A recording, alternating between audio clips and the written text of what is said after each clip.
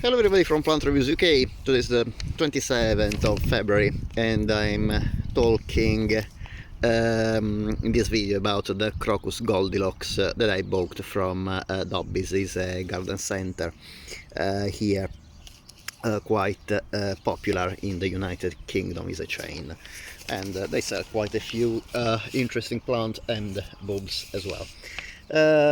This I bought this bulb in October, yeah, it must have been October or November, and I planted it in this small pot. Crocuses are plants that grow from corms, like small bulbs, rounded but very spherical in shape, and you plant them in autumn, and usually between autumn and winter starts producing these small leaves that comes about full size now in between mid and late winter, and the varieties of winter and spring crocuses like these ones bloom between indeed winter and spring. Crocus Goldilocks is a variety selected from the species called Crocus chrysanthus. Chrysos means in Greek, in ancient Greek, golden, and anthus means flower, so literally means crocus with the golden flowers. And well, you can see in this selection the reason why, because the flowers are bright yellow. In addition to this beautiful bright yellow, the flowers are I would say medium size for a crocus. They are not as big as Crocus vernus, but they are about 3 to 4 centimeters across. They are cup shaped, as you can see, and they are really interesting. I like a lot this feathering pattern. Is like somebody painted with a brush it flushed the golden with some bronze black. Very nice. The pattern is not as intricate as other crocuses, like for example some varieties of Crocus vernus, like the king of the stripes, but it's still a pretty nice feature in these crocus. However, of course, what I like the most of the flower is the beautiful golden color. It is also a fragrant crocus. I would say that if you smell the flower, it very clearly smells of honey. Yeah, it is really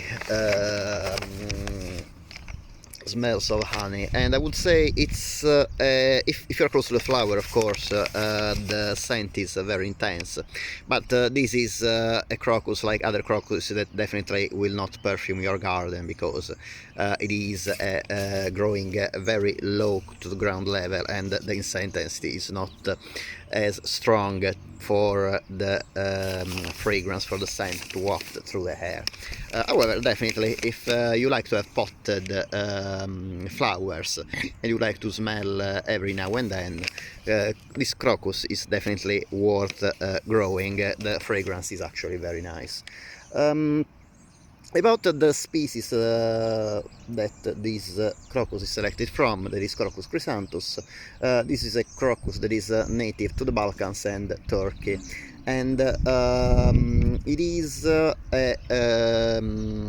plant that is hardy from USDA 4 to USDA Zone 8. I live in USDA Zone 8 indeed, even if some sources report this crocus is actually hardy even down to USDA Zone 3, so quite a wide variety of climates, from temperate to pretty cold as well. The name of the common name of the flower is golden crocus, for obvious reasons, the color, the yellow color of the flowers. However, it's also called snow crocus because it blooms in mid to late winter. Well, today is a very beautiful winter day, so definitely in Kent, where I live, it's very rare we have snow in late winter or in March, but in February, March, but it's still possible, however. But this year has been a pretty warm winter, so this crocus is blooming in the full splendor, without any frost biting, so to say. However, as far as I read, the crocuses flowers are able, this species are able to poke even through the snow. This variety, Goldilocks, is one of the several cultivars available of Crocus chrysanthus, and was developed by Ian Hogg at the Van Tubergen's nursery. Ian Hogg developed several crocuses, hybridizing Crocus chrysanthus with other species, as well as selecting a mutation of Crocus chrysanthus. And from my understanding, I believe this is actually a selection of Crocus chrysanthus without being hybridized with any other species. And according to the information I've read about Crocus chrysanthus, indeed, the flower of Crocus chrysanthus is very similar to Crocus Goldilocks. The leaves of this crocus are pretty much pretty much the same color of many other winter and spring crocuses. They are like grass. They are grass-like, and they have this kind of whitish grayish stripe in the middle, surrounded by these two stripes of green on the edges of the leaf. Crocus Goldilocks is one of the most common varieties to be found in garden centers as well as online, and the corms can be planted in autumn. Again, as I said, the leaves will start coming up in late autumn, early winter, and it will bloom in mid to late winter. After the flowers fade, is very important to leave the leaves and continue, obviously, watering the plants if you have it in pot, because the leaves will wither about late spring, early summer, and the leaves will still photosynthesize after the flower faded in order to accumulate energy for next year blooming. Another nice variety of this crocus is that from each bulb more flowers are born, not just one, so it is a very nice display and continues for quite a long time.